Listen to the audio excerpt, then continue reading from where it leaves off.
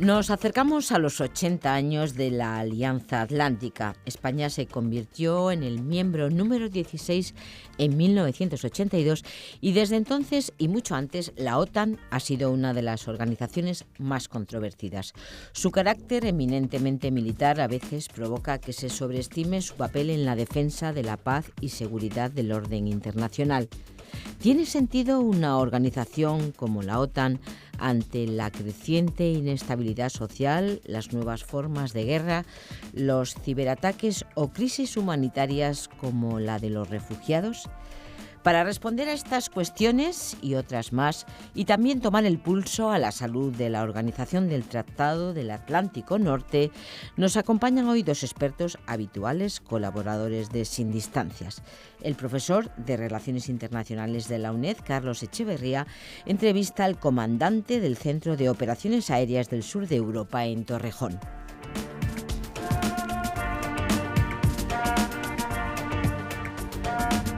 ¿Qué tal? De nuevo un programa en el marco de la asignatura Relaciones Internacionales 3, Paz, y Seguridad y Defensa en la Sociedad Internacional.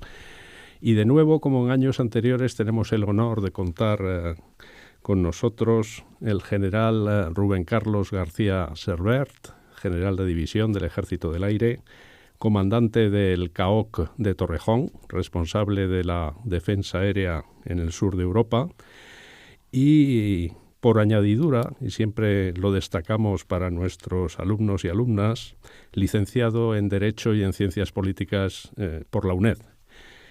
Méritos no le faltan.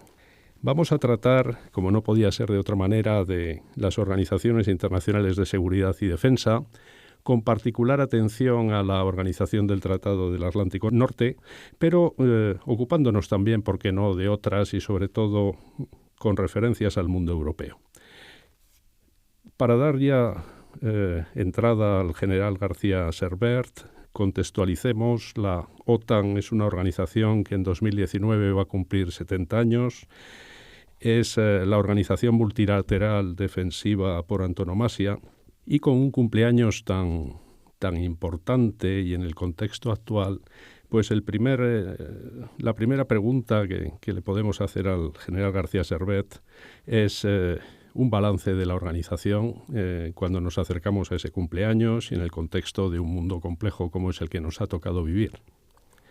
Buenos días, Carlos. Es para mí, como siempre digo, un honor el venir por esta casa que es la mía, la que he dedicado unos años de mi vida, y volver a hablar de lo que es ahora mi puesto, que es como miembro de la Organización del Tratado del Atlántico Norte, como comandante del Centro de Operaciones Aéreas Sur de Europa en Torrejón. Yo creo que la pregunta es relevante. Vamos a acercarnos a los 70 años de una organización frecuentemente mal conocida. Mi primer comentario es ese. Es una organización que en el fondo no es otra cosa que la puesta en común de riesgos y amenazas por una serie de países que comparten un mismo modelo, de una misma visión del mundo. No en vano, en el Tratado de Washington, constitutivo de la organización, en su preámbulo, dicen claramente decididos a salvaguardar la libertad, la herencia común y la civilización de sus pueblos, fundadas en los principios de democracia, libertades individuales e imperio de la ley. Eso le da sentido en su origen a la Organización del Tratado del Atlántico Norte y sigue siendo el fundamento de por qué sigue viva y con vitalidad 70 años después. Y lo remarco, es decir, al final una serie de países que comparten una visión del mundo y esos principios, democracia, libertades individuales, derechos individuales e imperio de la ley. Esos países que son eso en el mundo, a diferencia de otras zonas en las cuales estos elementos no están claramente definidos, ven que el mundo tiene una evolución de riesgos y amenazas que cuestionan el que cara a futuro sigan vigentes esos principios. Y en ese sentido ponen en común esa decisión solidaria de salvaguardar ese modelo de civilización del que disfrutamos y del que frecuentemente no somos conscientes de su valor, de lo que representa el poder disfrutar de un sistema como este. Efectivamente, es una organización de enorme interés porque supera con éxito la Guerra Fría y sobrevive al fin de la Guerra Fría. Organización que empezó estando compuesta por 12 estados allá por 1949 y que luego a lo largo de sucesivas ampliaciones pues llega a los 28 o 29 actuales con Montenegro. Es una organización que, si me permites, Rubén, vamos a centrarnos en la posguerra fría, en el mundo de la globalización, en lo que estamos viviendo, en suma, en la que hacemos inventario de 3 conceptos estratégicos, el de Roma 1991, el de diciembre de 1999 en Washington y el de Lisboa de noviembre de 2010. Vamos a centrarnos en ese, porque, como tú sueles decir, es un concepto estratégico fundamental en el que, entre otras cosas, se le quita grasa a la organización en términos de reducir sus mandos, agencias, personal, para ser más flexible, más operativa. ¿Cuál es el comentario en relación con ese proceso de cambio tan profundo? Empezando en Lisboa en 2010, los jefes de Estado y de Gobierno, y esto yo creo que es un elemento a subrayar, las decisiones en la alianza se toman por consenso por parte de todos los miembros, los 28 o los que son ya prácticamente 29, con la incorporación de Montenegro, que fue decidida en la última cumbre de Varsovia. Pues bien, los jefes de Estado y Gobierno se ponen de acuerdo en una serie de elementos constitutivos importantes, y la actualización de Lisboa es importante en ese sentido. Entre la visión del mundo, en el año 2010, se adopta el concepto estratégico, que es en el fondo cómo la alianza responde a los retos, a los riesgos y amenazas que tiene enfrente. Comentario importante en este punto es decir que ya ahora mismo, desde 2010, la evolución acelerada del mundo, como estamos viendo por los telediarios, nos hace imaginar que ese propio concepto estratégico está atrasado, ¿no? Y que habrá que actualizarlo de una u otra manera. Pero bueno, lo esencial, como comentaba antes, de esa defensa colectiva jurídicamente centrada alrededor del artículo 51 de la Carta de Naciones Unidas, que admite la legítima defensa colectiva, por tanto, organización defensiva en su seno, sigue latente en las distintas adaptaciones que se va haciendo al entorno de riesgos y amenazas. Y es por eso por lo que en su momento se decide una gran reestructuración de la alianza, que es la que lleva a la creación de nuestro Centro de Operaciones Aéreas en Torrejón, que me honro dirigir ahora mismo. Pero no cabe duda que, y el proceso está abierto ya en este momento en el seno de la estructura, a partir de un mandato de la última cumbre, se está reestudiando si lo que tenemos ahora mismo es perfectamente adaptado como digo, al entorno de riesgos y amenazas que vemos en este momento, y que, como bien decías al principio, toma en determinados momentos caracteres preocupantes. Sí, porque efectivamente en Lisboa se habla de un concepto que se suponía que debía de ser útil en el horizonte del año 2020, pero con esa aceleración de la historia que estamos viviendo en el escenario OTAN, en su vecindario inmediato, pues quizás, verdad, se haga necesario el replanteárselo antes. Son marcos temporales que la propia evolución de la sociedad internacional puede obligar a cortar, o se podría esperar hasta 2020 cómodamente. Yo creo que estamos obligados a una actualización por la evolución del mundo, claramente hablando. No está claro cuáles son los instrumentos de defensa colectiva que nos van a ser necesarios para enfrentarnos a las amenazas tal y como están evolucionando. ¿Quién iba a imaginar ya en el año 2010 que todo el entorno de la ciberseguridad iba a ser un elemento clave como lo está siendo ahora mismo? O que la evolución de algunos riesgos iba a tomar los caracteres que está tomando. Es una cosa inesperada. Lo que sí que es claro, y es un elemento que conviene transmitir a los estudiosos desde un punto de vista filosófico, es que no cabe imaginar en un mundo como el actual que los países individualmente afronten la seguridad y la defensa. Es tal la globalización de riesgos y amenazas, es tal la potencia desestabilizadora de lo que tenemos enfrente, que acudimos a fenómenos de puesta en común de riesgos y amenazas a través de organizaciones internacionales, o verdaderamente tenemos un problema.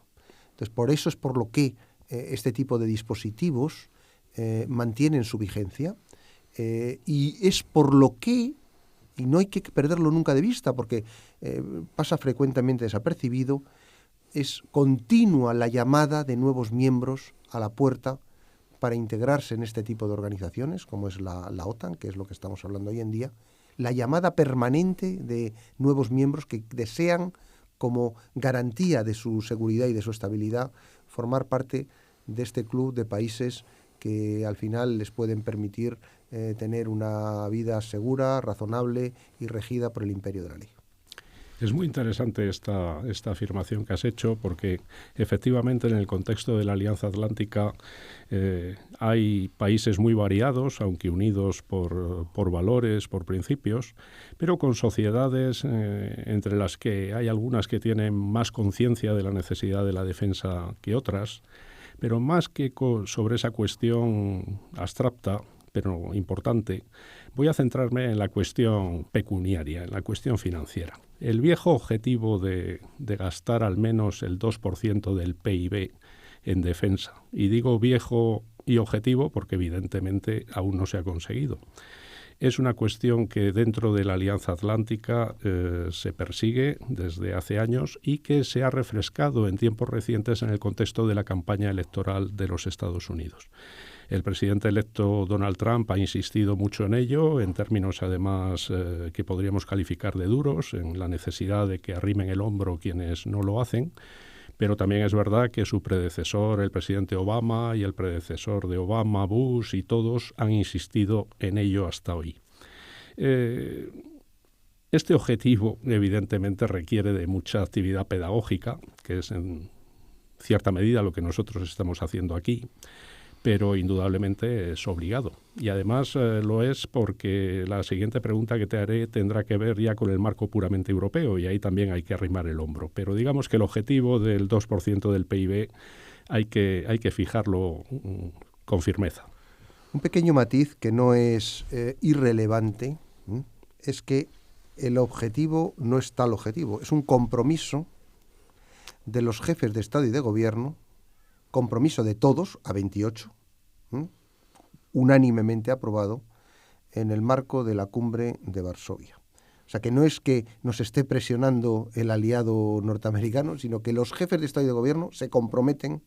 Bien, todo esto yo reconozco que tiene una complicada explicación en sociedades como la nuestra, y voy a intentar hacerlo. Me atrevo a... Claro, el tema de fondo aquí es el siguiente. Claro, es muy difícil, en una situación en la que hay una generalizada no percepción de riesgos y amenazas, explicar que hay que invertir dinero en seguridad. Porque el dinero ni se crea ni se destruye, se cambia de objetivos, ¿no? Entonces es dinero que hay que detraer de otras partidas presupuestarias. Bien.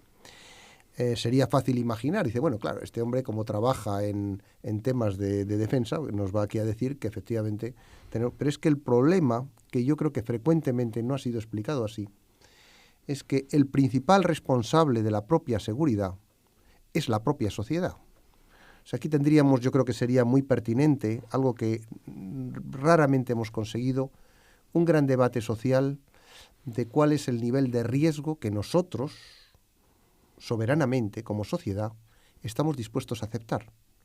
Como saben, la seguridad absoluta no existe, la seguridad total no existe. Entonces, es claro que hay que marcar socialmente en un debate profundamente responsable cuál es el nivel de riesgos que queremos aceptar, y en función de eso, determinar los instrumentos que nos permitan controlar esos riesgos, ¿no? Claro, todo ello requiere quizá una didáctica previa, como digo, de decir que al final el responsable de la seguridad no es el ajeno Estado, sino cada uno de los ciudadanos que con su actitud están dispuestos a soportarlo. En esto yo digo frecuentemente o manejo comentarios que suelen pasar desapercibidos, pero que denotan cosas que son de alguna manera preocupantes. Señores, lo esencial en una democracia madura como la nuestra no es efectivamente otra cosa que la toma de responsabilidad del ciudadano sobre su destino y sobre el destino del Estado al que sustenta. Y en ese sentido, ¿qué es lo esencial que hay que mantener y cuál es la herencia fundamental que vamos a dejar a nuestros hijos? Pues no cabe duda que son nuestras libertades, ¿eh? Y esas libertades, históricamente y hoy en día, quizá más que nunca, son prioritarias sobre nuestra propia vida. O sea, el fin máximo no es garantizar la vida, sino garantizar nuestras libertades, que ha costado generaciones alcanzar, ¿no? Entonces, ¿qué ocurre? Pues que eso lleva a toda una serie de consecuencias. Si digo eso, nada menos que con el bien máximo que es la vida, ¿qué diré con temas económicos, ¿eh? Y en eso es un debate que libremente tenemos que aceptar. Es decir, cuánto riesgo queremos tener y en función de eso, cuánto dinero queremos consagrar a cuestiones de seguridad y defensa. Un último comentario. Sin seguridad no hay nada. Yo un poco la ventaja comparativa que tenemos los que vestimos el uniforme es que nos ha tocado ser testigos de primera mano de los grandes conflictos del siglo XX, ¿no? Hemos estado cada uno en unos, ¿no? Pero hemos visto Balcanes, hemos visto Ruanda, hemos visto Centroamérica, y ahí uno pone en contexto el maravilloso don que consiste en tener un Estado que funciona, unas sociedades en que los hombres y las mujeres son razonablemente libres, con todos los problemas que hay. Y eso, cuando eso desaparece, todo lo demás sobra.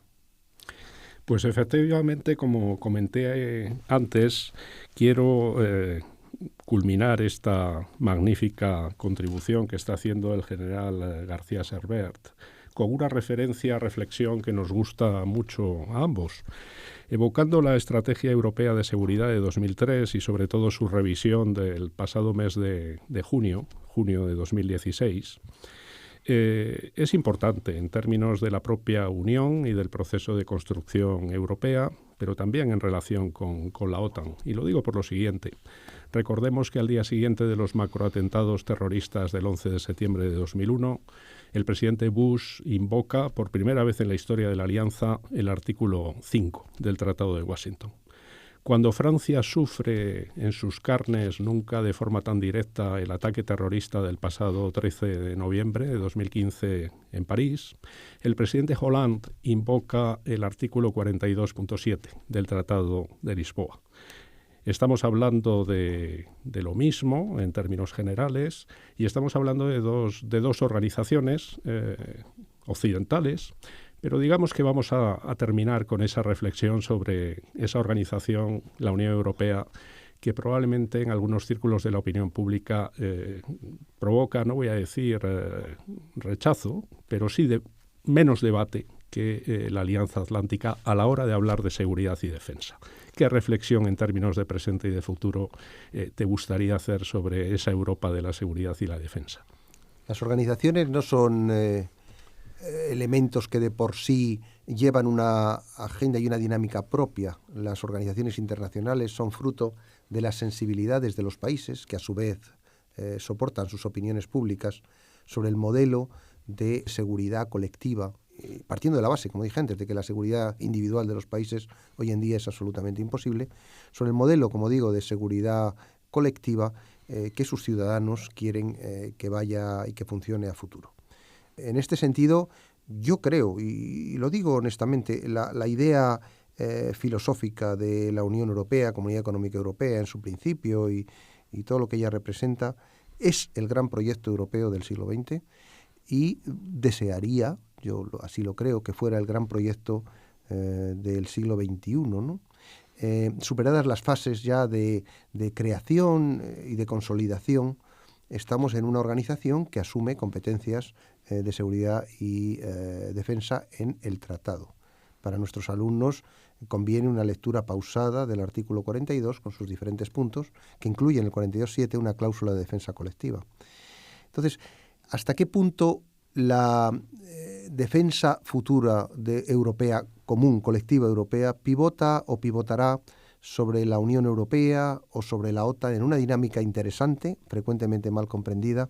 ¿Hasta qué punto sea así? Bueno, pues bien, dependerá un poco de la opinión pública, dependerá un poco de la voluntad política los países. Yo creo que está plenamente justificado imaginar un futuro en el que la Unión Europea asuma verdaderamente competencias políticas como confederación de países con todas sus derivadas de seguridad y de defensa, lo cual no excluye que sigamos teniendo el acuerdo transatlántico que materializa la OTAN.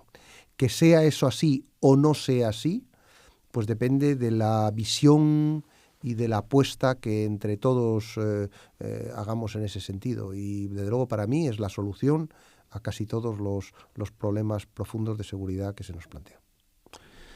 Pues muchas gracias al general Rubén Carlos García Servet, general de división, comandante del Mando de Operaciones Aéreas Combinadas de la OTAN en Torrejón. Querido Rubén, compañero de la UNED, licenciado en Derecho y en Ciencias Políticas. Insisto mucho en ello porque, aparte de ser méritos bien ganados por tu parte, no olvidemos que este programa de radio se escuchará en momentos intensos para nuestros alumnos y nuestras alumnas, preparando sus exámenes parciales de grado, y es siempre un estímulo tener a alguien que, habiendo pasado por la UNED como tú, ha llegado a esas altas cotas en una carrera que aún tiene largo recorrido por delante. Muchas gracias y hasta pronto. ¿Quieres comentar algo a estas aseveraciones? Sí, yo estoy totalmente de acuerdo con lo que comentas. Siempre que planteamos nuestra carrera, ¿no? Política, sociología, son carreras que nos dan una profundidad de los análisis que tanto echamos de menos frecuentemente en las discusiones públicas y privadas. Muchas gracias y hasta pronto.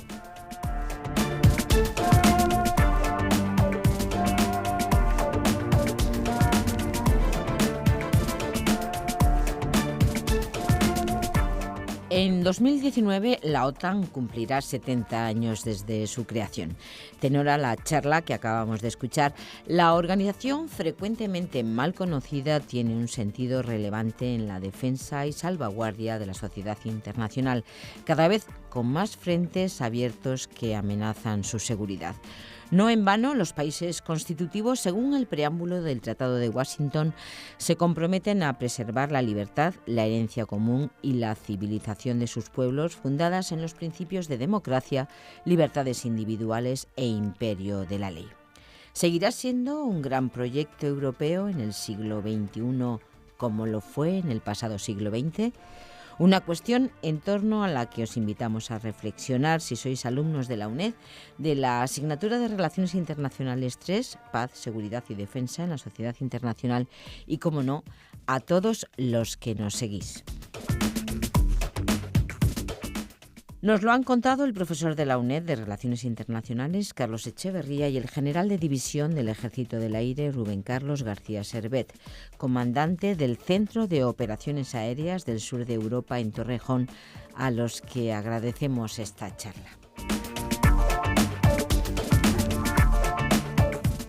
En este punto nos despedimos. Agradecemos que nos hayáis elegido un día más y os recordamos que mañana y todos los días la UNED os acompaña con programas culturales y de actualidad desde Radio 3 y siempre que lo quieras desde YouTube Radio y en nuestro canal multimedia canal.uned.es.